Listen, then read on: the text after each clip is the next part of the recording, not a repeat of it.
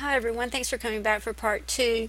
I want to talk a little bit more about the number 27, but first I just want to explain a little bit more about the relationship between the Earth and the Great Pyramid, but there's also a relationship between the Earth, the Great Pyramid of Giza, and New Jerusalem. And so that's what I wanted to try to explain, is that there's a parallel between all three. And you can see that when you go to Revelation 21, and I'll just start reading from verse 16. It says, I'll start with verse 15. It says, "And he that talked with me had a golden reed to measure the city and the gates thereof and the wall thereof. And the city lieth foursquare, and the length is as large as the breadth. And he measured the city with the reed 12,000 furlongs. The length and the breadth and the height of it are equal. And he measured the wall thereof 144 cubits, according to the measure of a man, that is, the angel." And it's interesting that this measurement is done in verse 17, the 144 cubits, which is the measure of a man. And I'll get back to that a little bit later, but first I want to explain the 12,000 furlongs. And when you convert that to feet, that comes out to 7,920,000 feet. And the diameter of the Earth is 7,920 miles. So you see a parallel with the diameter of the Earth. And then according to this website, the side of the Great Pyramid is 792 feet, but that's when you add in the wall, as it explains here in this article, that the base is 792 feet when you add the wall that was originally around it.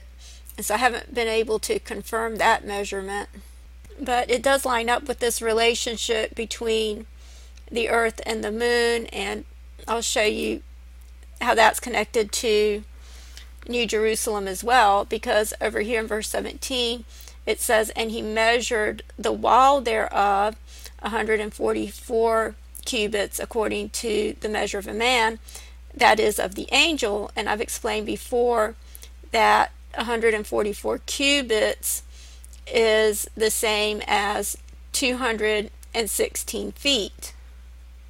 And you can see that here, 144 cubits is equal to 216 feet.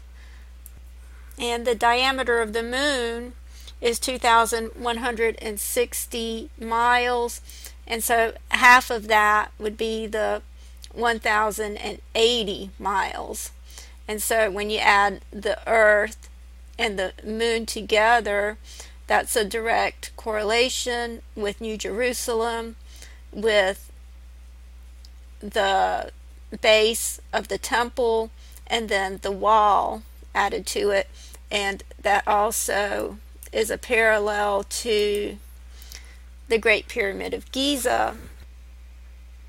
Okay, so they're all connected to each other, they're all parallel to each other, and one thing that they have in common is this angle that was talked about in this video, the 1.27 infinitely, which is the angle that you get when you divide the height by the radius, or half of the base. Okay, so I think it might explain why these signs took place on the 27th. We had this sign just a few days ago that I believe fits all the criteria for the Revelation 12 sign. It occurred on August 27th, and you see that the star that's in Virgo's head that I still have highlighted falls right in the center of what would be the pyramid, what would be the capstone.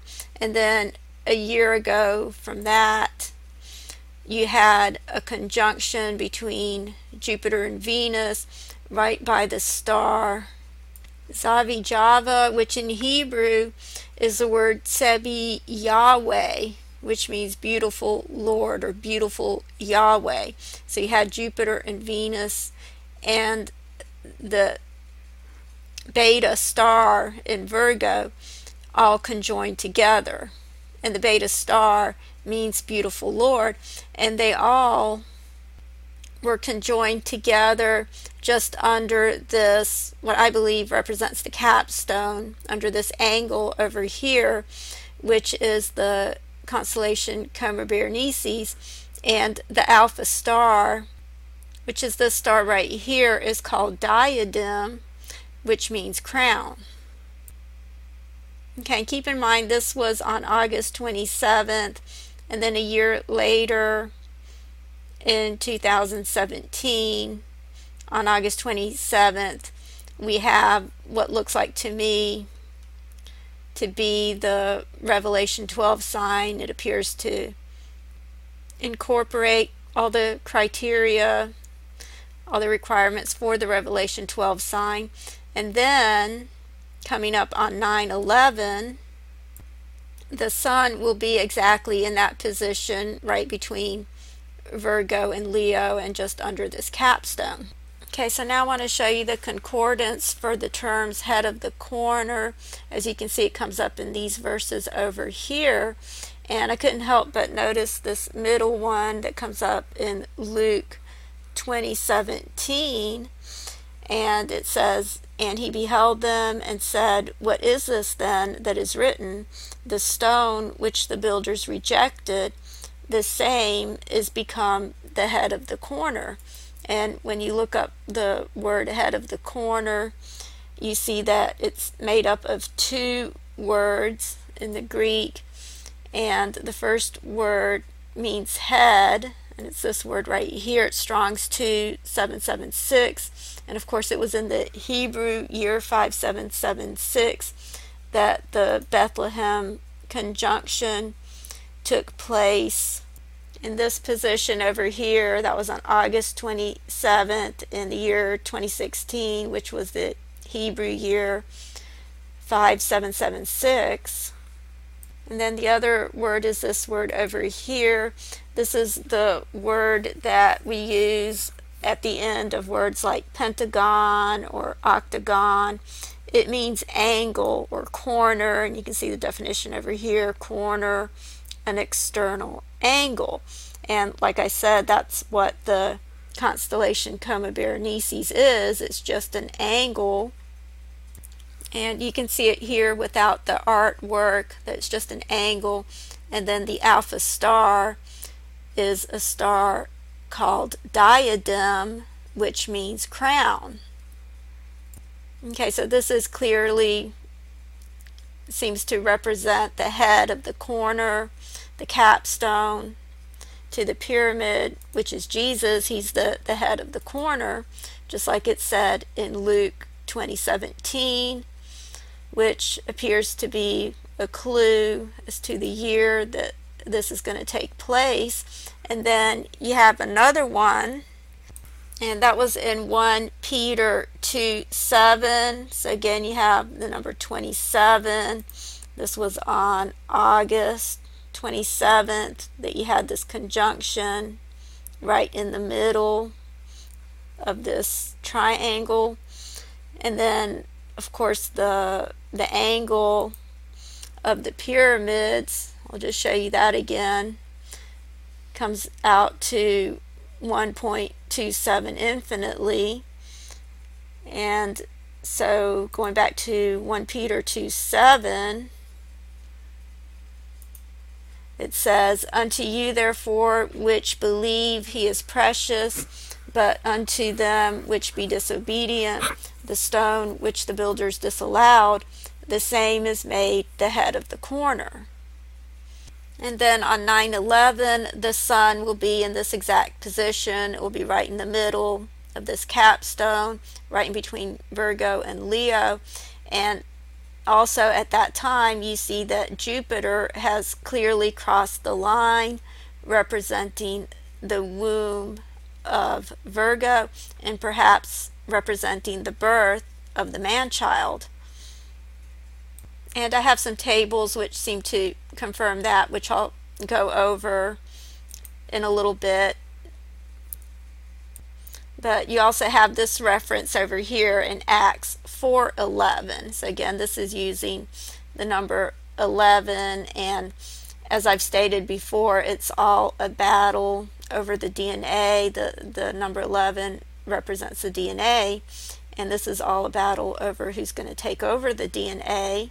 And so that's why you had all these events that took place on 9/11, because when you go to Revelation 9:11, you see that it says, and they had a king over them, which is the angel of the bottomless pit, whose name in the Hebrew tongue is Abaddon, but in the Greek tongue hath his name Apollyon. And this was just a type of what had previously taken place with the Tower of Babel, and that was in Genesis 11. So of course it was in chapter 11, because even then it was more than it was about more than just building a tower, even back then, I believe. But you can see that that was recorded in Genesis 11, and it says, and the whole earth was of one language and one speech, and it came to pass, as they journeyed from the east, that they found a plain in the land of Shinar, and they dwelt there, and they said one to another, go, let us make brick, and burn them thoroughly. And they had brick for stone, and slime had they for mortar. And they said, go to, let us build a city and a tower, whose top may reach unto heaven, and let us make us a name, lest we be scattered abroad upon the face of the whole earth. And the Lord came down to see the city and the tower, which the children of men builded. And the Lord said, behold, the people is one, and they have all one language. And this they began to do, and now nothing will be restrained from them, which they have imagined to do.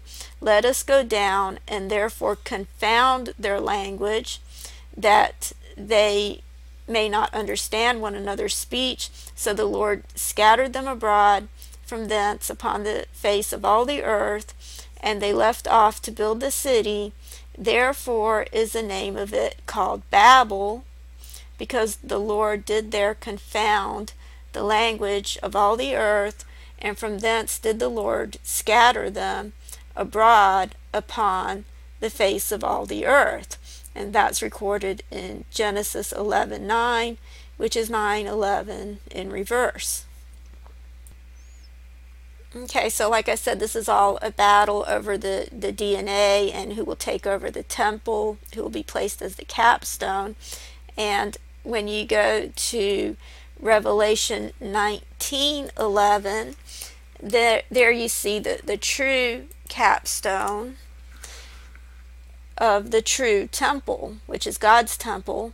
And you see that comes up in Revelation 19:11, where it says, and I saw heaven opened, and behold, a white horse, and he that sat upon him was called Faithful and True, and in righteousness he doth judge and make war. Okay, so that's why I believe this is a very important sign that is going to take place on September 11. That's where you see Jupiter crossing the line. And like I said, I have some tables that seem to confirm that, but I'll have to go over those tables in the next video. But I just wanted to finish off by saying that I'm not trying to set a date. I don't know if anything's going to happen on that date. It could just be that this is a sign, but I just wanted to point this out, because another thing is, if you notice what happens with Virgo, if you go to the 23rd, if you fast forward this all the way up to the 23rd,